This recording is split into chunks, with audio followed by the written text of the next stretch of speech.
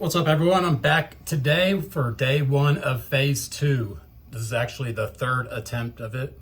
If you look back on some of my last videos that I posted, I made it a week into phase two at the beginning of May.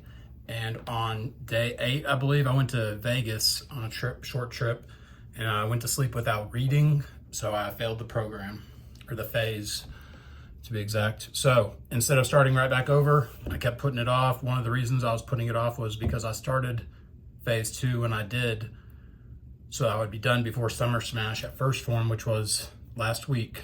So I didn't necessarily want to be doing the program and have to worry about the tasks on those days, not because I was going to drink or anything like that, but anyways, I kept putting it off. I got 2 days before Summer Smash, which was last week, well, 2 weeks now, that I started this.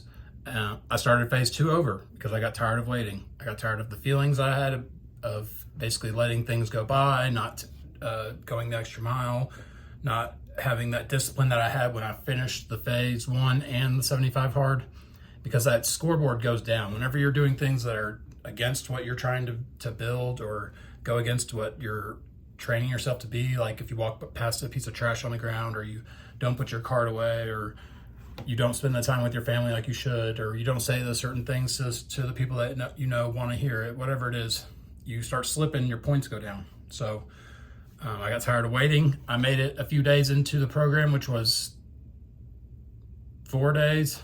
On the 4th day, which was the day of Summer Smash, I didn't work out twice. I woke up, I did my outdoor workout in the morning. I was going to do my other workout sometime before the Summer Smash started, which was at 4 p.m. and I just literally didn't do it. So I don't know why I thought I did it or what happened, but I went to sleep, didn't get it done, so failed again.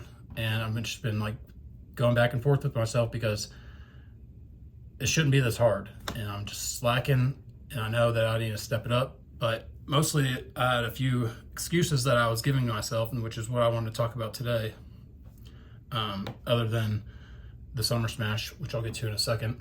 But the main things were my lower back has been messing with me bad for the last couple months, actually. I think it has a lot to do with my diet and the foods that I'm eating, causing inflammation, and also not doing the stretches and the movements that I know I need to be doing that I used to always do when I felt fine. So that was hindering me from wanting to even go do the outdoor workouts, the ruck, which is what I did today. So that was one thing. The second thing was, since I was, playing victim with that, I was allowing myself to binge on like cake and cookies, because if you can tell, I'm at work where I live in the man camp for a week at a time, and they have cake and cookies all the time. So I find myself grabbing like 8 pieces of cake and like 15 cookies, and like basically just binging out and being addicted to it. And it was one of those things where I'm like, why is this controlling me? So I got tired of that. And then the last thing was, since I took it upon myself to make these videos on the program as I go through it, I felt myself feeling like I was worried what people are going to think about the videos, even though I already have 105 between the videos of 75 hard in the first phase, which is 30 days. I have 105 videos up, and it wasn't necessarily what people would think, but I was wondering to myself, what should I even talk about? Because I already talked about a lot of things, and mostly all that is your mind playing tricks on you. It's the victim voice trying to get you to not go after your goals and chase your dreams. So you gotta just silence it, and the best way to silence it is just start taking the steps to doing the things that you need to be doing, and do them, because that's the only way you can silence it. Whenever you prove it wrong with your success, it's not going to be there to tell you anymore that you can't do it, because you know you can. So basically, I feel like I was like everybody else. We all have these times where we go through some things. I didn't really go through anything. I just was like feeling like crap because I was eating like crap, and not anything like in my life that's causing me to feel like crap. Just, it's all because of the diet. And then in turn, not doing the things that I know I need to be doing makes me feel like crap. That's where you get your stress and your anxiety. It's your inner voice telling you you need to be doing this and this and this. You telling yourself you need to do this and this and this, and then you don't do it. So then you feel these feelings of anxiety and stress and depression because you're not living up to your standard that you could be living. So get out of your own way and get started on whatever it is that you're trying to get started on.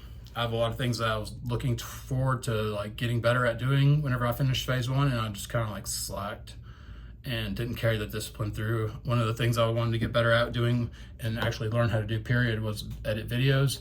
I also wanted to be more active in the first Phorm Legionnaire program.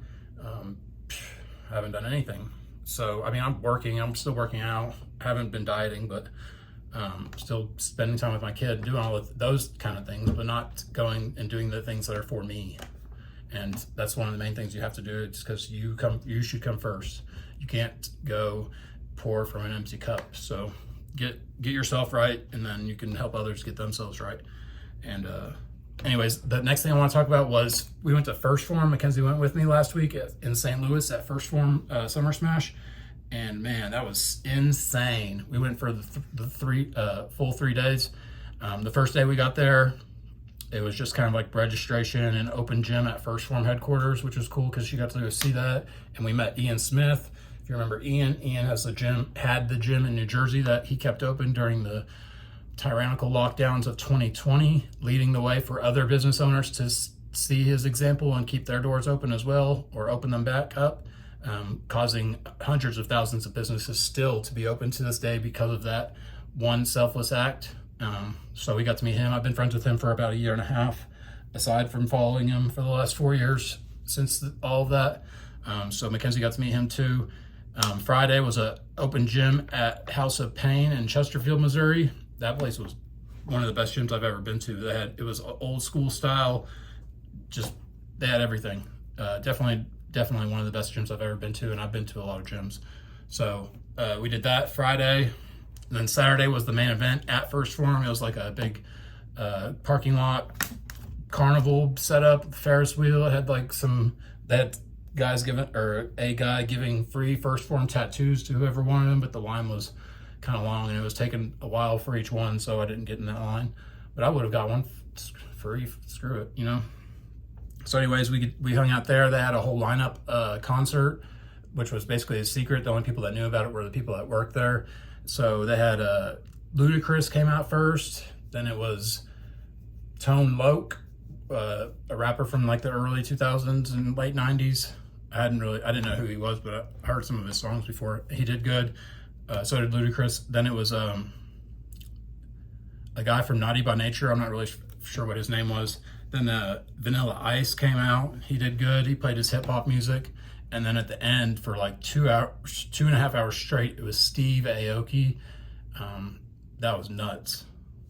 I can't even stop thinking about it. We had such a good time. We go on so many trips to different beaches and all these nice places and fancy stuff and all this stuff, and I feel like that was the best thing we ever did. Like, I can't stop thinking about it. I don't know if it was just because of the atmosphere she got to be a part of. She got to meet Andy. We got a picture with Andy and her. Just the whole vibe there. When you're surrounded by people that are like-minded, like probably the people that are watching this, if you're watching anything that I post, probably have the similar beliefs and drive to build ourselves into the best we can. So being around like 3,000 people that all have that same mindset, and everybody's like supportive of each other. Nobody's there going to be like bad mouthing you or eyeing you to like start crap like at any like normal festival or whatever event where you don't know other people. Even though I didn't know any of these other people, I had people coming up to me, and Mackenzie got to witness this because I talk about it from time to time, how I still get messages on Instagram from people that have had benefited from the podcast that I was on with Andy, episode 665 on the Real AF feed, how that changed their life basically. And so it was really cool for her to witness people coming up and literally telling me to my face and asking for a picture with me. So I thought that was really cool that she got to be there for, and it just reminded me of something that, what are your kids going to remember you for? Because I try to do so many different things with mine, so she has all these good memories in case something happens or when something does happen, because I'm not going to be here forever. But it reminded me of how most people don't think of things that way, and you need to think of that. What are your kids going to remember you for? And if that can't get you to get yourself in gear and start going towards your goals, because you can only tell them for so long that they can be anything that they want to be, and then you're just, not living up to your standards. So maybe think about it, and I'm gonna get this done this time because I have to start phase 3 July 27th. So if by starting this today, it's June 7th. I guess I would be done around July 7th. I'll have about a 3-week break in between before phase 3. And phase 3 is the last 30 days of the year mark. You finish on the 1 year mark when you started 75 hard originally, which that for me was August 27th. And you get one shot. And phase 3 has the most detailed, basically, tasks of things that are kind of gonna put me out of my comfort zone, but I'll worry about that when I get to it. Anyways, I'm gonna post this. I have about 40 minutes or so. I'm gonna roll on my little thing. It's hot. It was 102 out there right now. Frick, I was dreading going out there. I was gonna put it off and do it, like walk around at work, because it cools off at night and I'm working nights. But I was just like, I felt like that was too easy, and I don't necessarily want to walk around at work in my boots or walk around the oil location and the gravel and all that, which was basically what I just did anyways. But I don't know, I just got it done now to make it more difficult and show you that even if you have a 12-hour shift, you can still fit it in. You just got to manage your time more effectively and get out of your comfort zone for sure. Anyways, I'll be back tomorrow for day 2. Peace.